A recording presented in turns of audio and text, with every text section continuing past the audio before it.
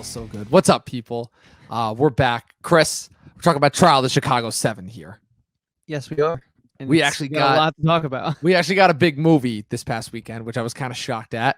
But also, we're in October and it's Oscar season. And it's funny because the movies this season are kind of like sneaking up on us. They're putting out like those little festival notices where you can pay like $15 to watch festival movies, which is amazing. And I've already taken advantage of it twice now. I'm watching another festival movie in 2 days.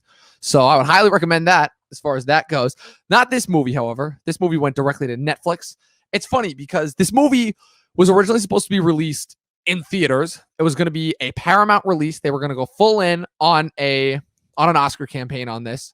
Aaron Sorkin is directing this movie after having been trying to get this movie made for about a couple of decades now. He even approached Steven Spielberg at one point to direct it. And now he has brought it to the big screen, people.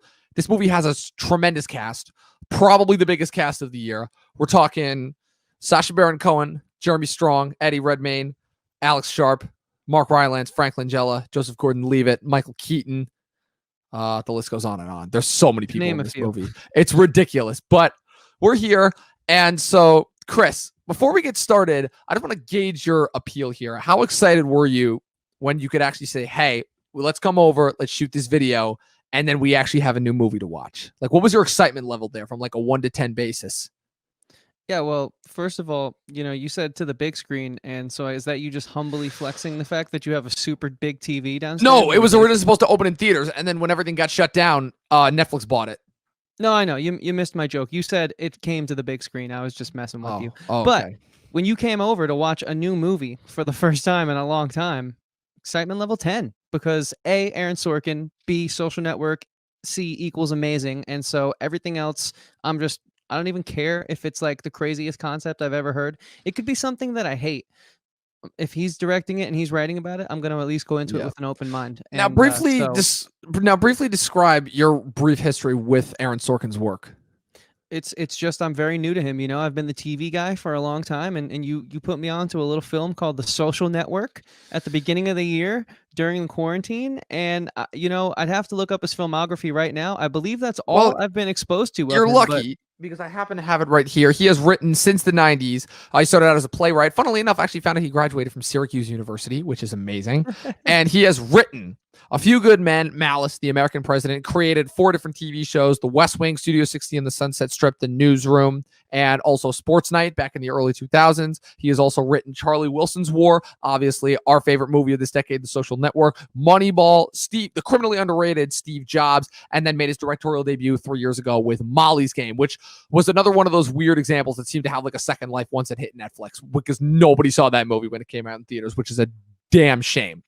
This movie, however, sees Sorkin once again tackling something on a real world basis, something very politically charged. It's funny because if you look at his 90s run, it's pretty much, even though they're all political, they're all about fictional characters. Like you have, sure. Yeah, A Few Good Men, Malice, and American President. Those are all like fictionalized characters. But then everything post West Wing, he's focusing on real people. And it's almost like he sees himself as like one of the major scribes of the last like 60 years of American history. So that was just a funny thing that I noticed while going over his filmography. I'm like, wow, he's all about, that was an Owen Wilson. Wow. Just like only seems focused on like post 1950s big class world changers. Yeah, so out of that list, the only other film I've seen, well, I guess now I've seen 3, A Few Good Men, long time ago though. With that was a film that the grandparents wanted to watch with me because they thoroughly enjoy it. It's what he strikes a chord with, I think, multi generations because of the fact that he's so get into that later.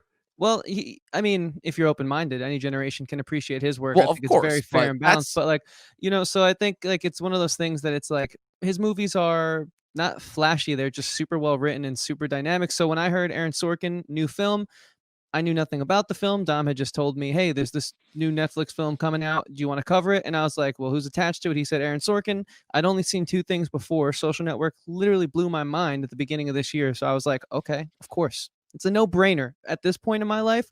With the few things I've seen, he's already made that much of an impression on me where it's a no-brainer. If you say, hey, there's something new Aaron Sorkin coming out, do you want to check it out? I'm going to say yes. Yeah.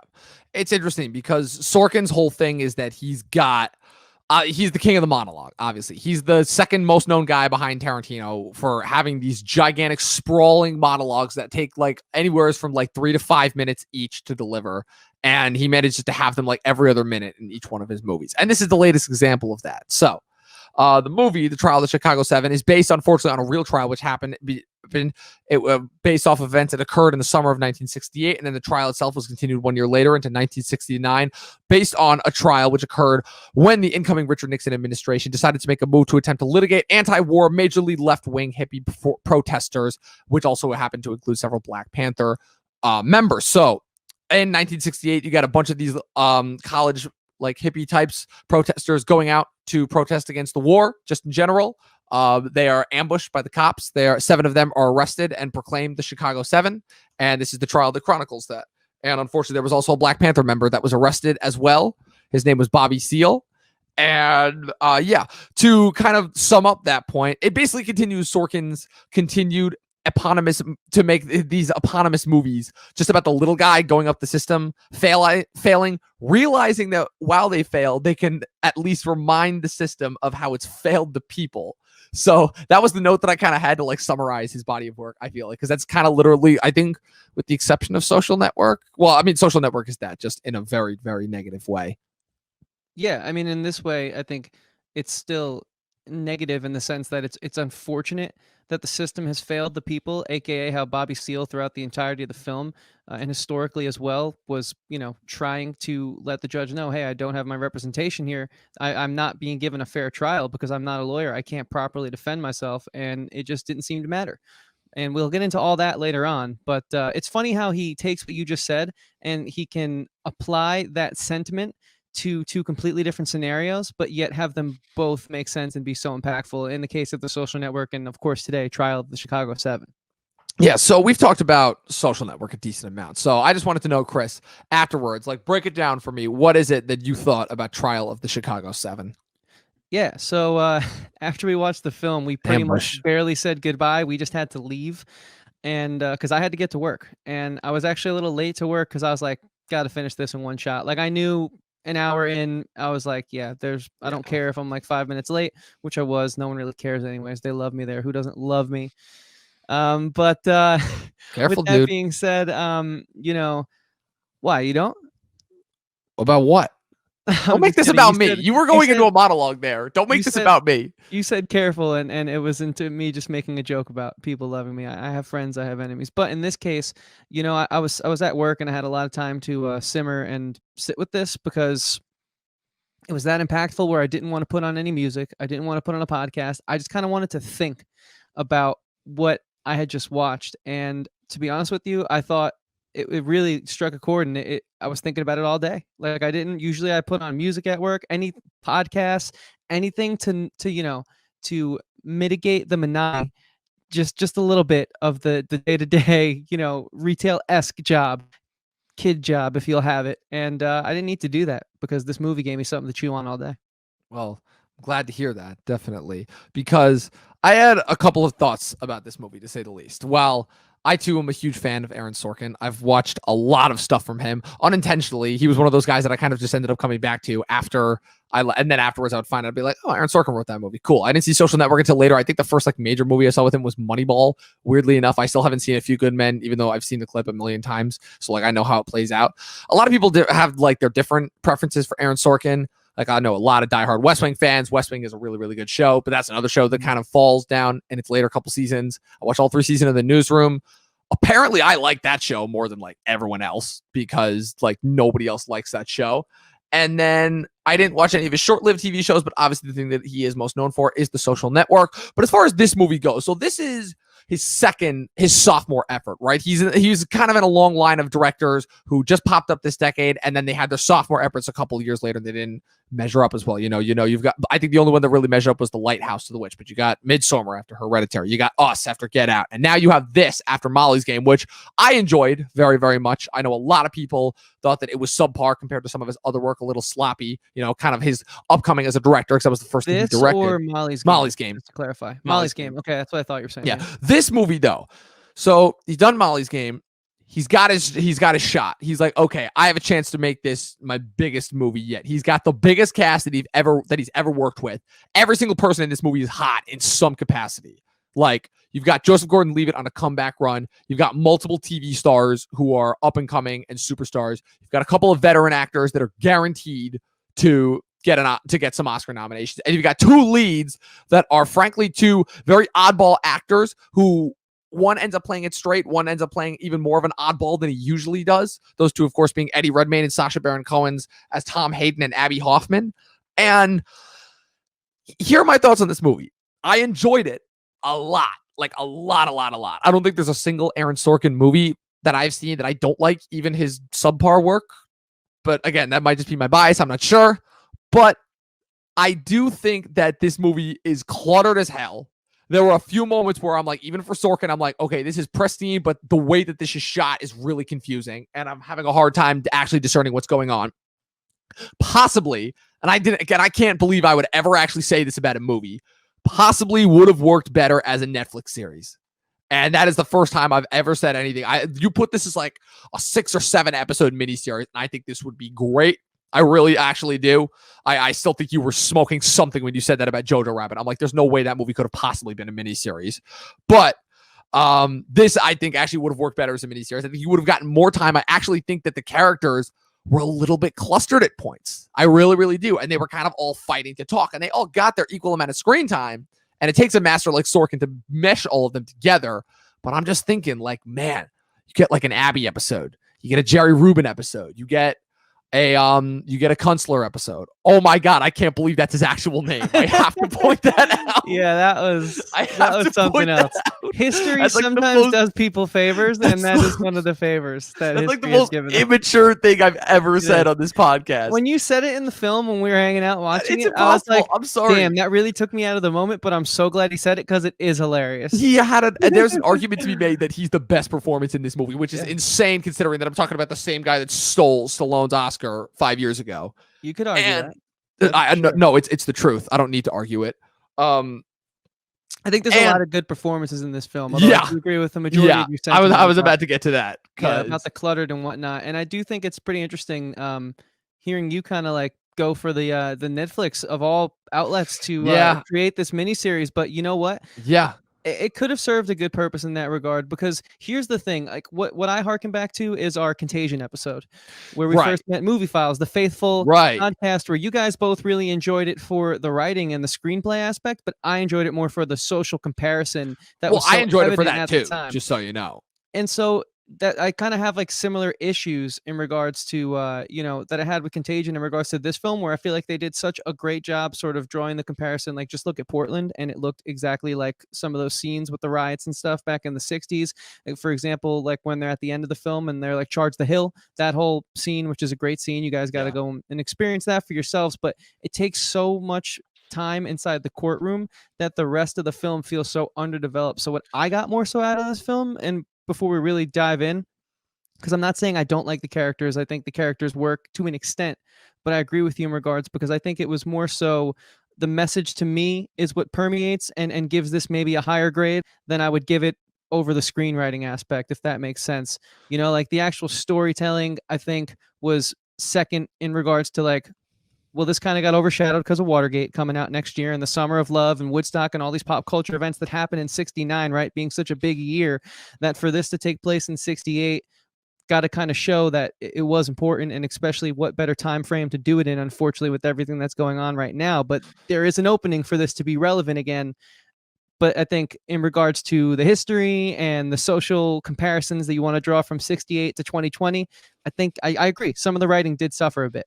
Yeah. Oh man, you're bringing up the characters. The characters. But here's the thing: you're bringing up a lot of points that like I got to answer all of them. So first off, you brought up the idea that like how this event kind of got overshadowed. It's funny because this event has actually been televised widely. There have been multiple things made about this event, yet I'd never heard of it. This is literally the first time I've ever heard of it. And then when I asked my family about it, they were like, what? They had no idea that this ever happened. They had no idea that this ever happened. And I'm like, dude, you had this, like, I'm pretty sure, was that the same year that Martin Luther King was killed? Or was that I may not be remembering that. I think it was. I think they referenced it in the beginning of the film. I'll look it up real quick. Yeah, I believe that it was. So that's the same year. So you have Martin Luther King that year. 1 year later, you got Manson with Sharon Tate. And so, and plus, and then Watergate, obviously. But it's funny because you mentioned the idea of relevancy, and the whole thing is like, I even made the original thumbnail. Yeah, 1968. So, and this was in the summer. So this was like a few months after that happened. So, what's it called? The thing is that, yes, you mentioned the message overall. And here's my thing is that Sorkin's monologues, I think, lend themselves the most to this movie, because this movie is all about the youth kind of overtaking the next generation and showing like the next generation's attempts to hold them back. That was largely what I got from this movie, in addition to obviously just the obvious corruption of power and everything. Those are like the two most obvious themes on display here. But when it comes to what Sorkin is trying to say about this movie, here's my thing. And this is going to get a little metatextual, so bear with me here. Sorkin has this kind of weird hypocrisy of all of his work, where he is always making stuff about kind of the rebel who is actually able to affect change to an institution and can actually like make a difference, which usually rarely ever happens in real life. So he's optimistic, but he's also kind of a little optimistic, too optimistic for his own good, because he also kind of makes movies literally like, let's face it, this was the okay boomer movie. Literally, that's what this is. And like to a certain extent, like to the point where you literally put Frank Langella as like the most incompetent, borderline, like some form of like mental disease up there on the stand. And what is clearly, to me, the biggest farce trial since before OJ. And yeah, I'm going there because this whole trial, I know there was a lot of like extra movie adage to it, but like the large amount, like the large kind of overall consensus for this trial is the fact that it is like one of the biggest jokes in history. But before you keep going, I'm sorry, who did Frank Langella play? There's a lot of Frank Langella was the judge.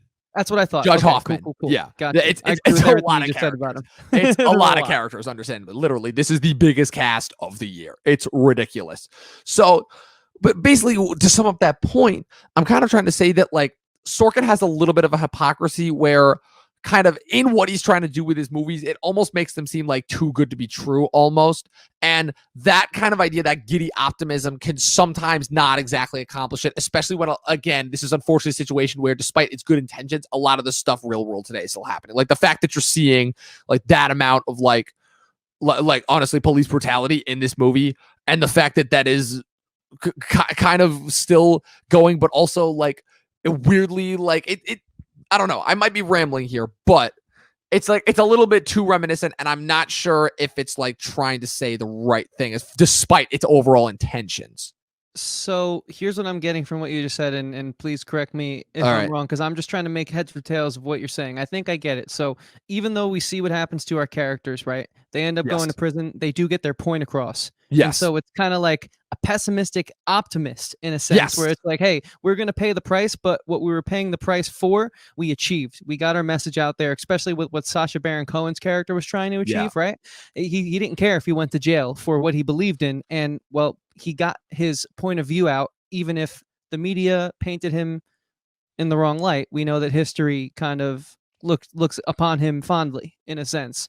Yeah. And so is that kind of what you're trying to get at, where it's like a little bit? Yeah, I think it's just a fall to achieve their goal. I think it's just overall kind of just like the movie-esque-ness of it. And I guess it's like Sorkin always does such a good line. It's such a good job of drawing the line between like what is real and what is not, while still keeping it a movie. Like that's the thing, is that there was so much of Social Network that just plainly didn't happen, but they are dramatically added in order to kind of like add like certain motivations to keep the story going. This is the one where, and maybe it was because of the cluttered nature, I started to see like the cracks between like which parts of these were like sort of based on real life and which ones were just like completely dramatized for the sake of the movie. And despite this being a really, really good sappy Hollywood ending, it very much was just like, okay, this is just a very easy physical way to kind of show off the theme. And it was a little distracting as far as like probably how the actual verdict went in my head. Like those two versions are kind of just clashing a little bit. Yeah. So there's an expression that I've known a lot of people to say, whether it's my creative friends, family members, acquaintances, they'll be like, yeah, I watched a good movie last night. And then they'll be like, but it was like a movie. You know, I feel like he has that like Hollywood twinge on his, that like I feel like we've thanks to streaming services, there's been a bunch of different voices being allowed to heard. So I feel like there's more realism, even in the things that are a little bit far out in the way that like characters interact on a more human level and less of a written way. And I feel like this definitely had that, especially with the ending scene where they all stand up in the courtroom and they clap. And you know, it, like the judge is screaming and going crazy. That's such like a not Disney-ified moment, but it has that like movie moment. And so are you saying it kind of takes away from the characters? A little bit. I've noticed a little Sorkin, bit. but I've only seen 3 of his films. Right. So A little bit, because the problem is that my brain is doing that thing where I'm like, oh man, that's awesome. This character is so cool. And then my brain is also doing that thing where it's like, oh, it's Eddie Redmayne and he's doing a really, really freaking scarily good American accent. And he's saying Sorkin monologue. And my brain is kind of picking that apart. And I'm like, oh, that means the illusion is being broken. What's wrong? Like, I don't know. I guess I'm just getting past it based on the fact that this is so play-esque. Like, this does feel very much like watching a play. And so that's how I'm like kind of like able to put the pieces back together in my head. And the problem is that there are so many characters that not necessarily all of them get something to do. Like the poor last 2 members of the 7, like played by Noah Robbins and Daniel Flaherty. What was it? Like Lee Weiner and John Froines, those guys, they were literally just there to crack one-liners. And I'm like, okay. So you two were like, one of them was literally just a plot device for the undercover FBI agent to sort of work her way into the mix there. But what I will say is I agree, man. He is very play-esque. I think sometimes it really works, but I think in other times it kind of can take away from it. Like, for example, imagine if like what Tarantino was trying to do with like Inglourious Bastards or Django Unchained was like more play-esque, more Sorkin-esque. I think it would have come off as like, you know, some people already say those are disrespectful movies, but even more disrespectful than it kind of already might have been, because at least with Tarantino, like Brad Pitt's character, he's super comical and super exaggerated, but he has his moments where he's like a real person as well. And these do feel like very movie characters. It wasn't a gripe of mine, but I can see where you're going with that. Okay, well, first off, only because you're kind of comparing apples and oranges there. Like with Tarantino and Sorkin, their intentions, obviously, with their films are actually very different. And the fact of the matter is that Tarantino's movies are just like not structured like regular movies. Like the problem is that Tarantino makes his movies knowing that they are movies. He knows that they are like fictional and that they are not real. And that's what kind of allows him for like the more gratified moments. Aaron Sorkin makes his movies now that are primarily based on real figures. So, right, and that's what I'm trying to say. Imagine if Tarantino was trying to, you know, talk about like a social issue that we have here from the lens of Trial of the Chicago 7, but he, you know, wasn't being Tarantino for once. I think I was about to say, try to get that day happening. But listen, here's what I'm trying to say. All right, the reason why I went to Tarantino is because I feel like he can get away with talking about the subject matter in Django Unchained and, you know, Inglourious Bastards in the way that he does, because he's established that style. And I'm not saying that Sorkin hasn't established a style. I've only seen 3 films. I do notice a style across those 3 films, but I think one is kind of similar to the other in the sense that trying to talk about this super subject matter that is so politically relevant to today and has all these comparisons and then throwing these movie moments in, I think it does kind of water it down a bit. Whereas it feels like a guy like Tarantino knows his lane a little more in that regard. I respect Sorkin. I mean, look, this case got forgotten. It's very culturally relevant now. It's cool that he brought it back to the light because I think it's something that people should know about. But you're right. It does feel like a movie. That's what I'm trying to say. Yeah. And I just think his style, although it didn't bother me in regards to this film, because I think just giving this a platform again in so long, like I had never heard the name Bobby Seale. They didn't teach me that in school. I didn't know about this. 69 Watergate. That's what I learned. And we moved on, you know, but I do hear what you're saying. I'm basically saying I agree with you. And that's why I agree with you. Okay. I was about to say that was a very long and detailed explanation, but we get analytical on this show, man. No, but I'm glad that you brought that up, because my whole thing is that I did very much enjoy this movie. I don't want that to take away. Those are just like certain like little things that I was noticing. I was getting the nitpicks out of the way early because you mentioned the cast. And now I just kind of want to have fun for the rest of this episode. I want to talk about the cast and I want to talk about this movie's Oscars potentials, because we are going to be hearing a lot more about this movie coming closer to Oscar time. So the cast, this is a big cast. Oh man. Like I said, the main 7 themselves are portrayed by Eddie Redmayne as Tom Hayden, Sacha Baron Cohen as Abbie Hoffman, Jeremy Strong as Jerry Rubin. I was about to say that works. Alex Sharp as Renny Davis, John Carroll Lynch, very big character actor, all pretty much confirmed as the Zodiac Killer in Zodiac, as David Dellinger. Noah Robbins and Daniel Flaherty as Lee Weiner and John Froines, who were just kind of there. Then you've got their defense portrayed by Mark Rylance and Ben Shankman. Then you've got the prosecutors who are brought in at the beginning by Nixon's new Attorney General, right? Yeah, Attorney General. Yeah, exactly. Okay, in order to prosecute the case. And those guys are played by Joseph Gordon-Levitt and J.C. McKenzie. The new Attorney Defense General is John Doman.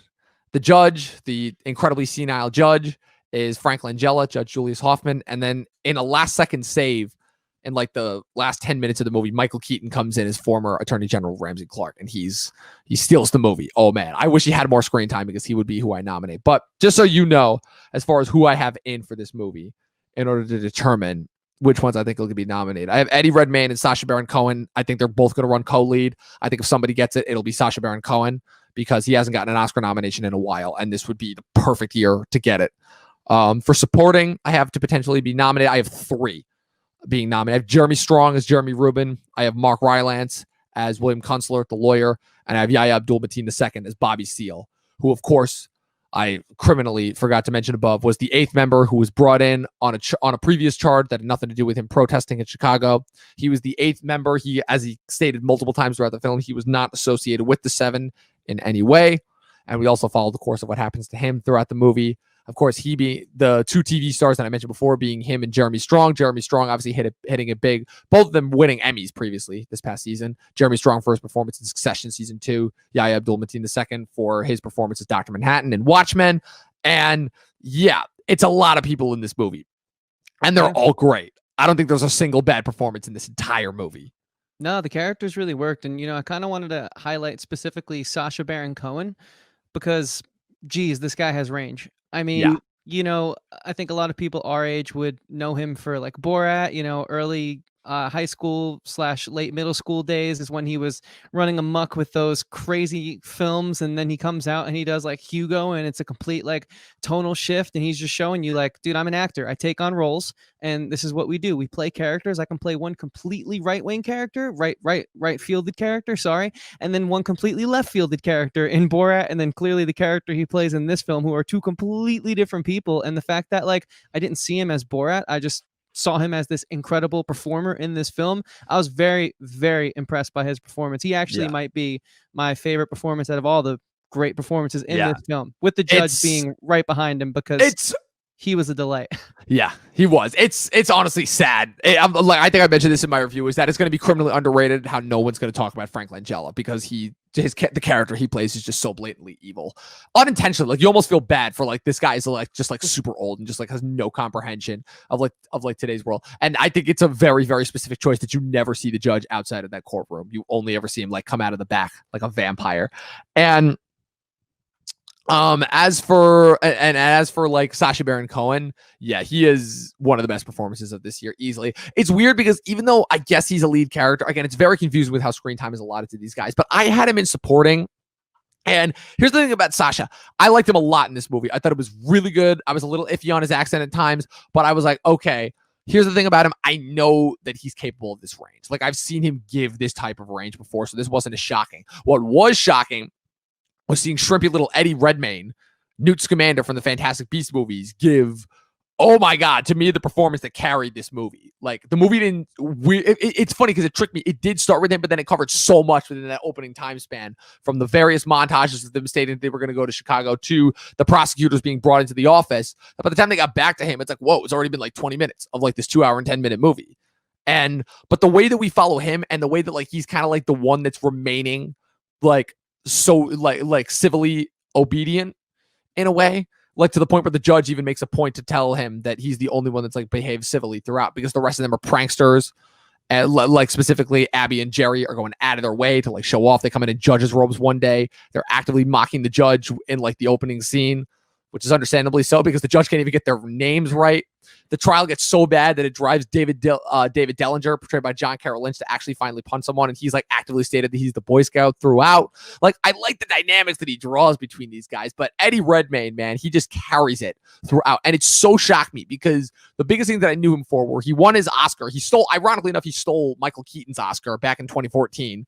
Michael Keaton should have won for Birdman, and Eddie Redmayne ends up winning as Stephen Hawking in Theory of Everything. Easy win if you ask me. It's easy to win an Oscar for a biopic. Then 1 year later, he's in the Wachowski's movie Jupiter Ascending in one of the most hilariously comically over-the-top performances ever. Then he gets the Fantastic Beasts movies, which I guess make money, but they're terrible movies. And now he's doing this, and I'm like, oh my God, Eddie Redmayne is actually capable of playing a real person. And weirdly, of all the Brits that this movie has, and this movie has a lot of Brits in it, I think he does the best American accent out of all of them, easily. So yeah, this is my first introduction to him actually on in film and stuff. And I didn't. If you wouldn't have told me now he was British, I wouldn't have known. So you skip the Fantastic Beasts movies. Yeah, you made the right call. Is what I'm trying to say. You made the right call. I'm not a fan of J.K. Rowling's work. It's no disrespect. It's just not for me.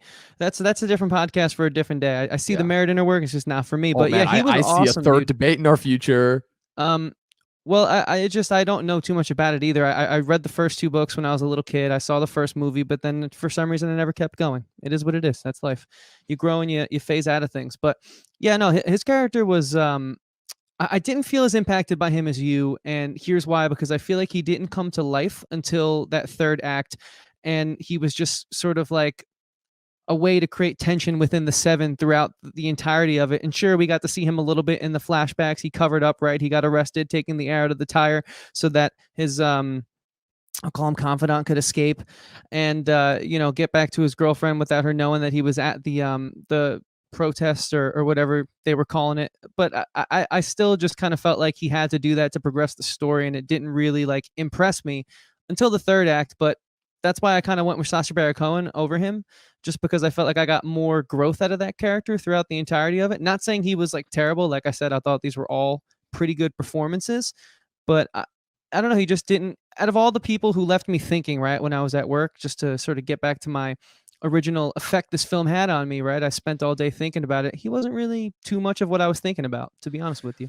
Interesting. Well, let's move to the supporting cast, because the supporting cast to me is even more interesting because, again, this movie really is a true ensemble as far as the rest of the players we have here are. So, like I said, we mentioned Mark Rylance as the lawyer, and even though we chuckled at his name, this guy was the rock that these guys had throughout this trial. Like, oh man, it's funny because I've seen Mark Rylance coming up in a couple things. Like I said, came out in Bridge of Spies in 2015. Then he's got Dunkirk in 2017, Ready Player One in 2018. Which he's terrific in both of those movies. I would make an argument to say that he's the best part of both of those movies. And now he's doing this.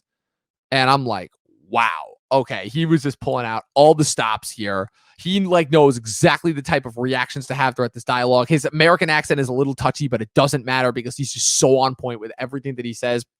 His monologues, he's like the perfect combination of Martin Sheen and Jeff Daniels characters from The West Wing and The Newsroom, respectively. He's got that like fatherly edge, but he's also like got that like really cold nature stare that will like break you down if he has to. The way that he does to Redmayne in when he's like interrogating him to see if he can go on the stand.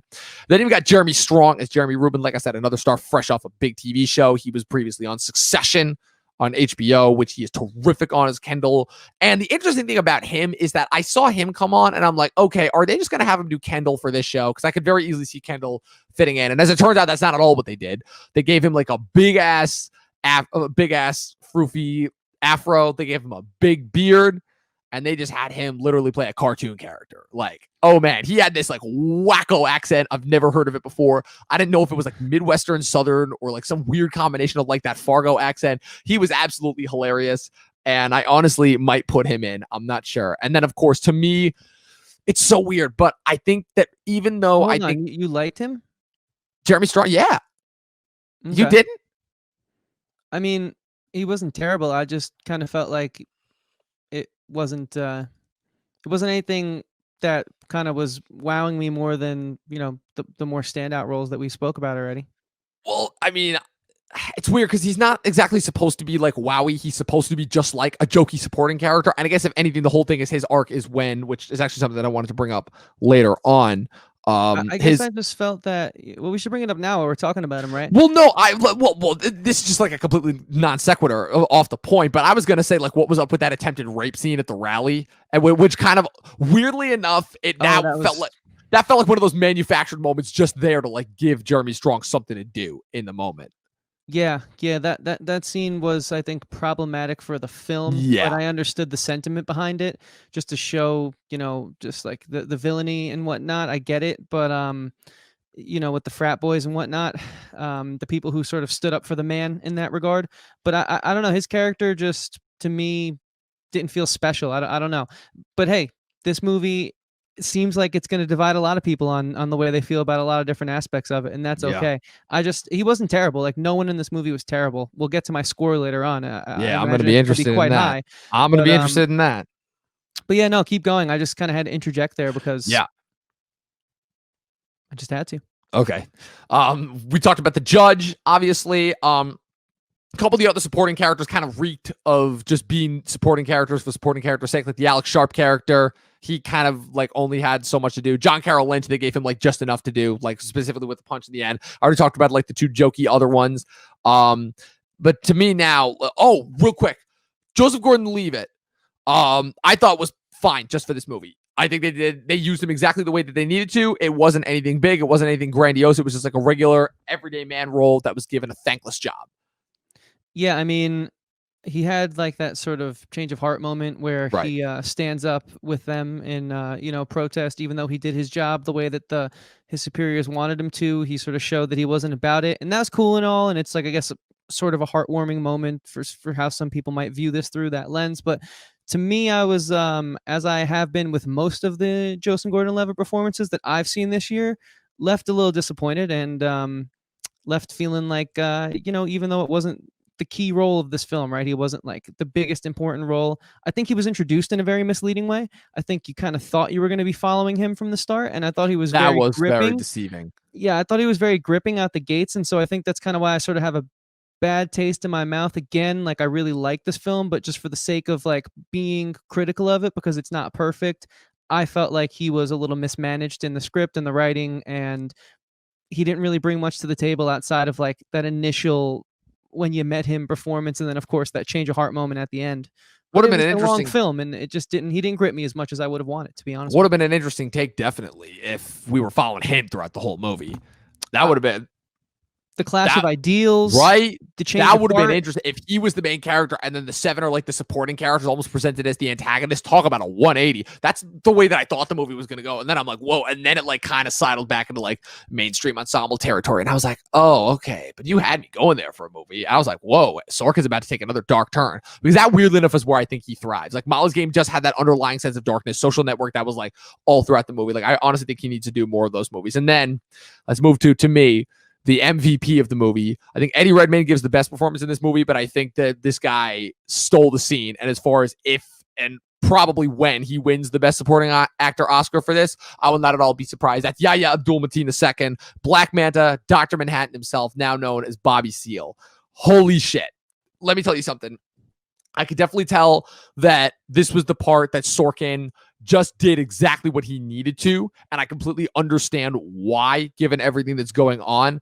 But you want to talk about contributing once again something that happened to African Americans in this country that was just simply abhorrent, and the fact that it happened in a public space too, it's I don't even know how to describe how I don't even know how to describe how I'm feeling, just as far as like how the film starts with him so optimistic in a federal court.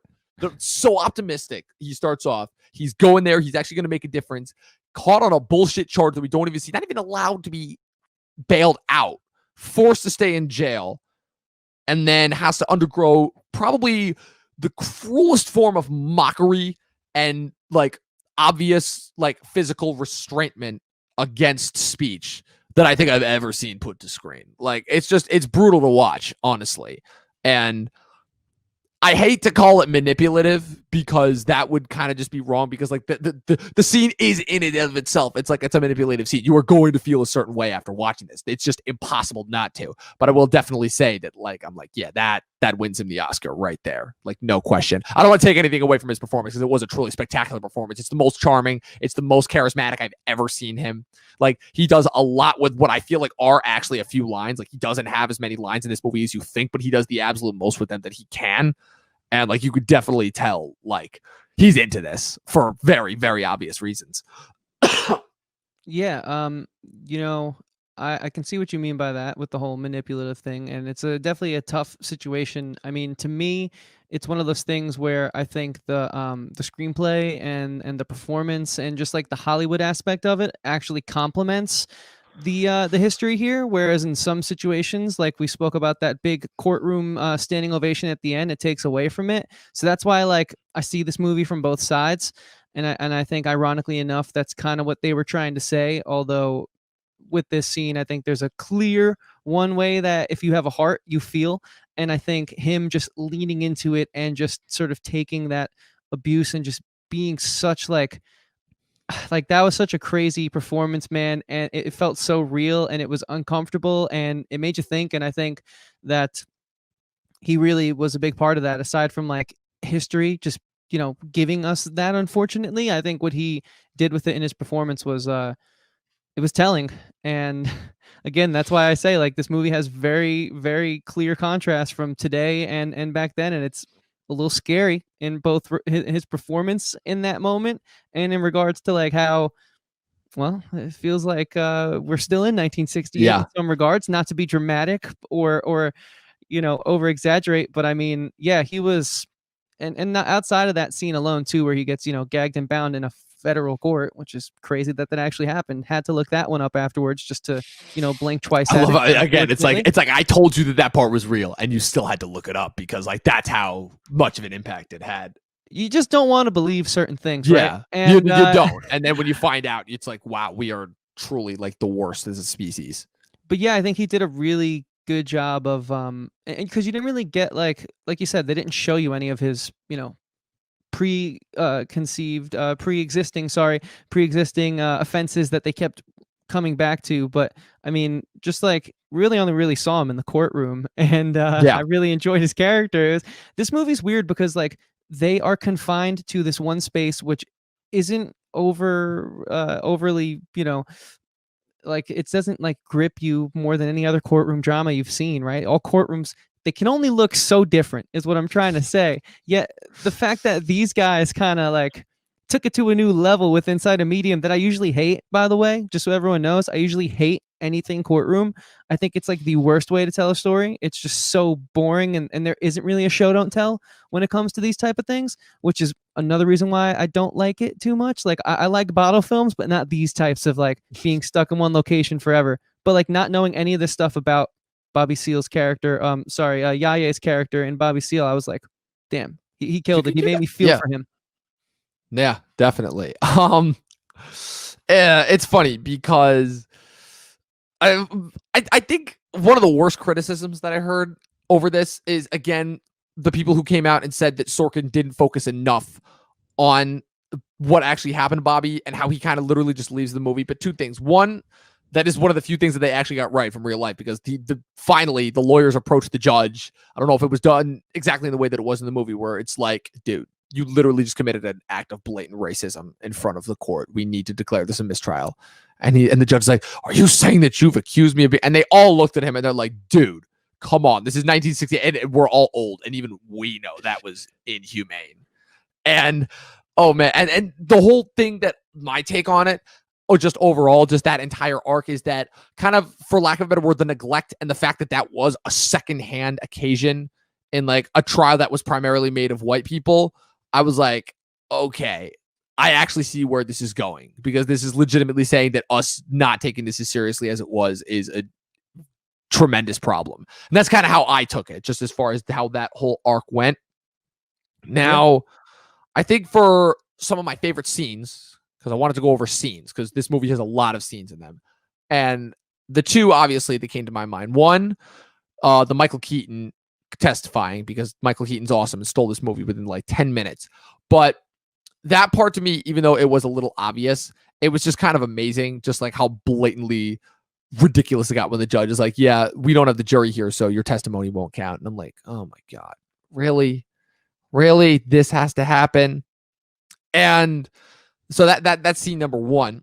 And then scene number two was, I guess, and I'm interested to hear your take on this scene, because this was, I personally really enjoyed the scene, but that just might be like my idiot Sorkin addicted brain, because a lot of people are saying that this scene was like kind of on the nose, kind of like the presentation of the theme, which is when Abbie and Tom get into the argument back at the house where Tom is like, where Abbie's like, yeah, Tom has a problem with me. And Tom is like, do you know why I don't like you? Because in 50 years, you are going to be the only image that we have of the left. Not progression, not education, not healthcare, not anything like that. Just drug addicts, like ridiculous prankster hippies. And he's like, you think I don't care? And he's like, no, I don't think you take it seriously. I think nothing gets past you and your ego.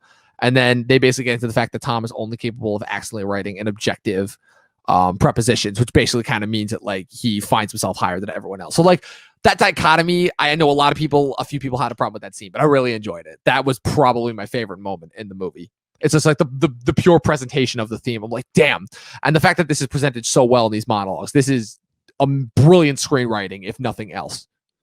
Yeah, I mean, I would love to know who had a problem with it, because I certainly didn't. I thought that that was one of the few things that they had really done a good job of sort of tacking on throughout the entirety of the film and building to, right? Like I said, how I wish with Joseph Gordon-Levitt's character, when he, does demand that mistrial, or when he does stand up at the end and clap, like, sure, I got to know him a little bit, but I didn't really get to know him enough to the point where, like, for me, the emotional payoff was there outside of just like agreeing with his decision from like a political and historical aspect, I guess, from a human Also just being a moral aspect. standpoint. Yeah. Right. But like, if we're talking about characters and story, I didn't feel too compelled by his choice there, because I felt like I hadn't got to know him or his conflicts as much as I, like I said, thought we were gonna. But in regards to these two and their conflict and their, issues with each other throughout the entirety of it, I really felt that moment. And I thought it was pretty, to me, what really made that moment was when,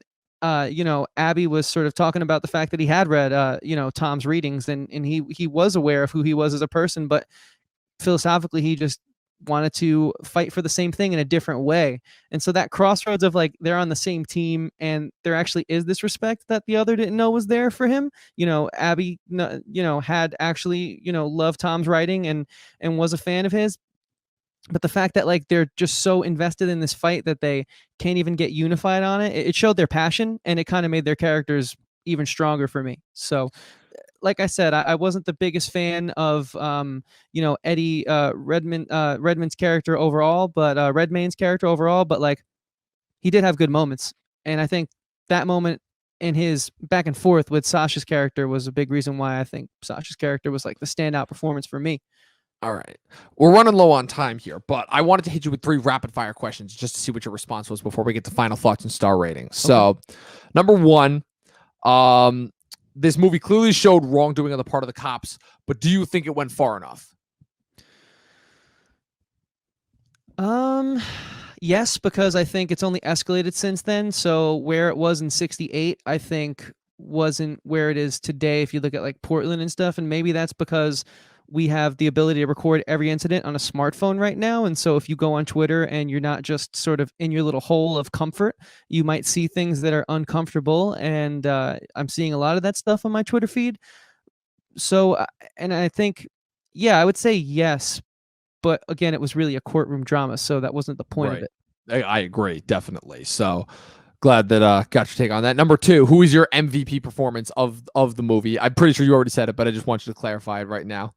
Yeah, Sacha Baron Cohen, because I was very impressed with him just as an actor. I hadn't really experienced or felt this side of his range, rather, to the extent that I did in this movie. He really pulled me in, and I love the way he sort of fought for his side of things in this film. He really took that character and ran with it, I felt. All right, yeah, mine's a tie between Eddie Redmayne and Yahya Abdul-Mateen. I love Sasha; he's right behind them. And then my last question.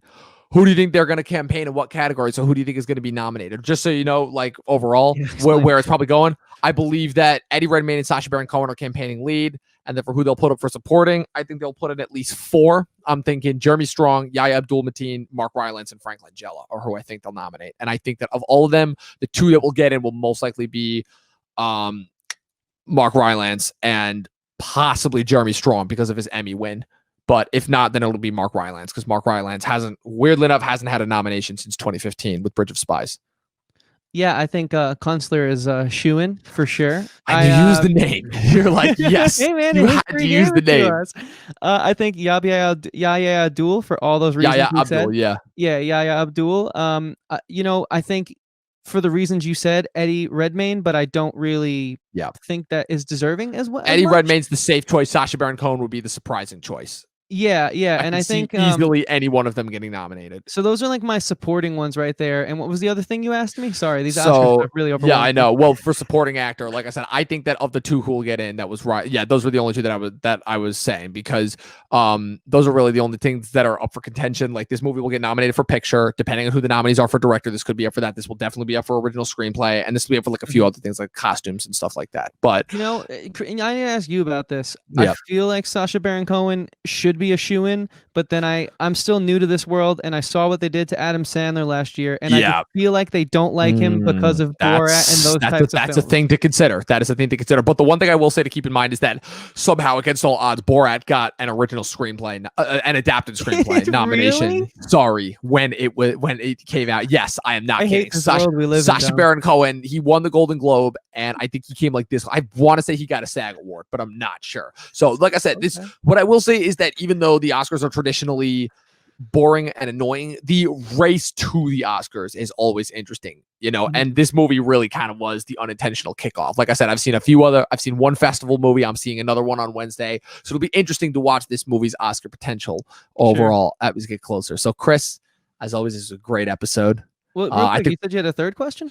That was the third question. Oh, I want to know what your take on the police violence was. I have a few the police violence. I appreciate you being concerning on my schedule, but yes, it was good for at the time, but again, it goes back to the giddy optimism factor, which is like, it feels like it's an easily solvable question, and it's like, dude, these are still going on today. Like, we literally just had this like not even a couple months ago. So again, one of those points that it's like just kind of hits a little bit too close to home as far as that goes, So that's kind of my thoughts on it. But as for my final thoughts on this movie, look, it may have sounded like I brought up a lot of negative points, but this movie's a really good movie. It's an entertaining movie, which is more than can be said for a lot of the movies that have come out this year. It's right on Netflix, so it's super convenient to watch if you like just really fast-paced monologues, a lot of interesting characters, and some absolutely incredible performances. And also, if you've just been missing a good courtroom drama, since A Few Good Men could actually be viewed in theaters all of 28 years ago, which is insane that it's been that long since that movie, but it's still as fresh on everybody's minds. This movie, I will say right now, is my favorite movie of the year. It is not a perfect movie. It is not even close to being in Aaron Sorkin's top tier. I'd put this at like 6 in his overall canon of work, but I'm still giving it a 4.5 out of 5 stars. And that should say something about Sorkin. The fact that that's kind of like, this is like lower tier for him, and it's still freaking amazing. Dude, I'm still just trying to learn from you, man. I don't know how you do it, but yeah, I agree with all of what you just said. I can't speak to the Sorkin 6 out of 10 thing, of course. I've only seen a few films of his, but what I can say is this is the least impressed I've been out of the few pieces of work of his that I've been exposed to. Definitely no Social Network. Yeah, that's a tough. I mean, that's a tough egg to crack, but still, it's no Social Network, especially since this is 10 years after Social Network. It's not a spiritual successor in any way, but yeah, my gut is telling me this is a 4 out of 5, so I'm gonna go with that because I think we didn't, we got to know the characters a little less than we got to hear, feel. I'll admit, 2020 is definitely giving this a push, but I still do think this is a fantastic movie. So people, once again, thank you for tuning in to another episode of Talkin TV podcast. I'm Dom. That's Chris. Movie nerd, TV nerd. We have a YouTube channel. It's called Talkin TV. It'd be awesome if you guys could subscribe.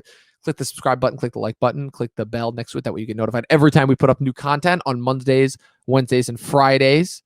We're having a big event this month called Shocktober. It's coming Friday. We're watching Tucker and Dale versus Evil on AJ Reacts 2's channel. That's going to be a lot of fun. Oh, yeah. Follow us on our Facebooks and Instagram at Talkin TV or at Talkin TV Podcast. And as always, people, watch more fucking movies. We'll see you next time.